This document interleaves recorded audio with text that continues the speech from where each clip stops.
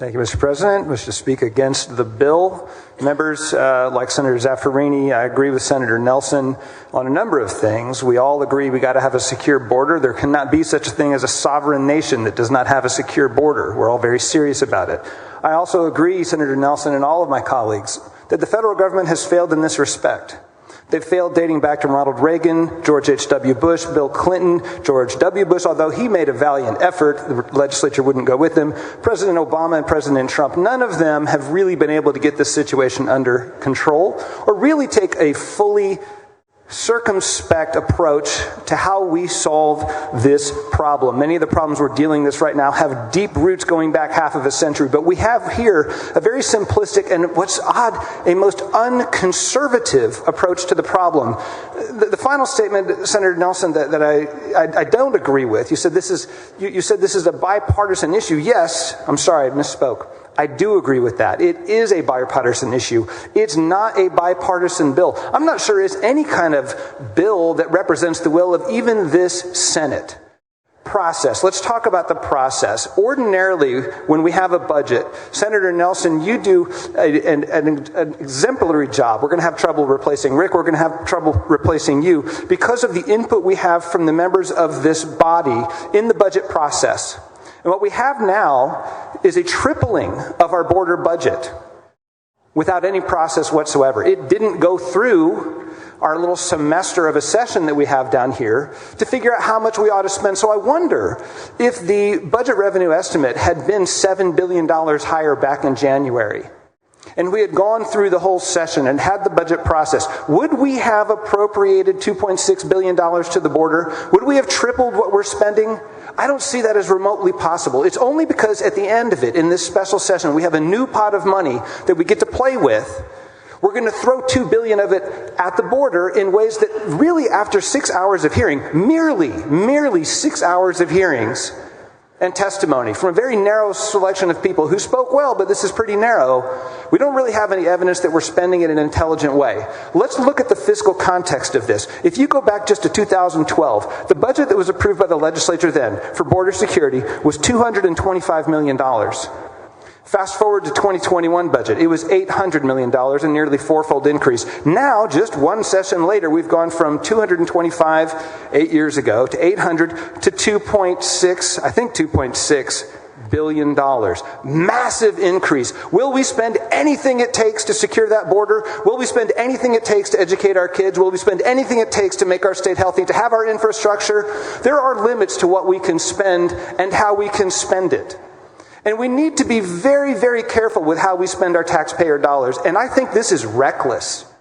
Absolutely reckless. And I think I have a responsibility to my constituents, and I think all of you have responsibilities to the people of the state of Texas to spend their money wisely. And what we heard testimony from sheriffs was when they were asked, would building this wall stop these people from coming? The answer was no. They are desperate. They're going to come anyway. Will we save lives? We're digging sad. We have the sad, horrific scene of taking bodies out of the brush, out of rivers. And we say, we'll build this wall and save lives. No, we won't. We're going to send them around the city so you don't find the dead people by the city. You'll find them further upstream. You'll find them in the mountains. We're not addressing the problem. It is a humanitarian problem. There are drugs coming across the border. There is human trafficking. We must fight all of that. We should spend money on it. We should be hounding the federal government to stand up to this problem like they have not done before.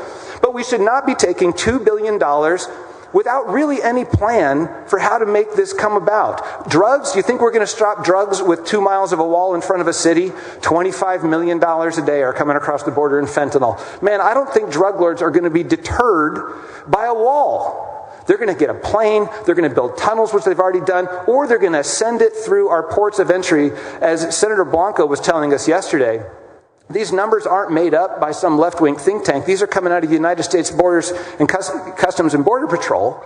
80% of these drugs are on lettuce trucks. They're coming through our ports of entry. I remember I took a trip down to the border shortly after I was elected on the very valuable border tour. And we were at one of those ports of entry, and trucks are lined up for hours trying to get fresh produce up here so we can eat it and be healthy, but they're stuck waiting in line because they're understaffed. And there was this machine over there, and I was talking to one of the officers there, And I said, what's that? He goes, well, that one we can move things through very quickly. I said, well, why don't we send all of them through? He says, well, because we can only afford one. So all the others, we got people out opening trucks and looking around. I don't exactly know how the machine worked, but it was fast and it was effective and it was underfunded. So if 80% of the drugs are coming through there, why are we sending people down there to build giant, ugly, environmentally destroying fences that are going to redirect traffic so people can die somewhere else, instead of buying more of those really cool machines and busting the people who are bringing the drugs over? I don't know is the answer. Maybe the wall will work. I don't think so. Maybe it will, but I didn't hear any testimony from anybody during those hearings that suggested that it will work. So I think it's time we take a hard look at what exactly is the problem that we're trying to solve. Are we trying to get rid of all the undocumented immigrants in Texas? Well, obviously the wall's not going to get rid of the people who are here already. That's a different problem. Is it going to stop the cartels? No suggesting that it will. They're pretty sophisticated. It's a high-dollar operation, and this is a low-tech obstacle. What about people who are fleeing violence to come here? That's the one where the testimony was really so heartbreaking. Will we deter them by building a wall? Will they stop coming? The testimony was that they won't.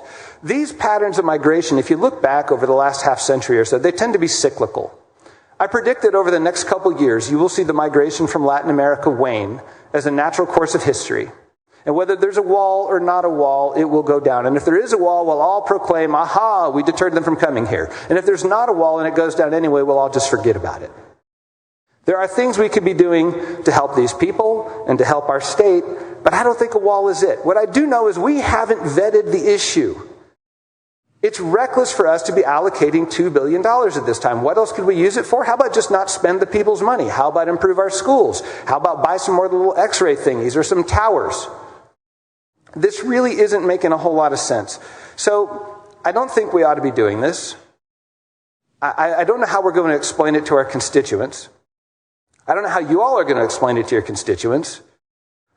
What I know is it is firing people up and maybe misrepresent. This is the most pernicious part of the whole thing. Are we telling the people of Texas that we've solved the problem when in fact we haven't? Because I think we owe a greater degree of candor to our constituents than to do that. So I will be voting against this bill. I think it's misguided. I think it didn't come out of this body. I don't think it came out of the mind of a single senator. Probably not even a state rep. I think this is a campaign issue. And I don't think that's a responsible way for us to spend our money. This is an issue where we can agree on some things, and we should. And it should be a long conversation involving every single one of us, not just be cooked up in one office and run through by one party over the objections of another. It's not how we should do things around here. I regret that this thing is going to pass. I hope in the interim and in the next session, we will have a more serious conversation about ways that we can deal with the crisis at the border because it's real and it merits our attention. I just think this is a quick, ill-conceived fix designed more for politics than for practicality, humanity, or safety. Thank you, members.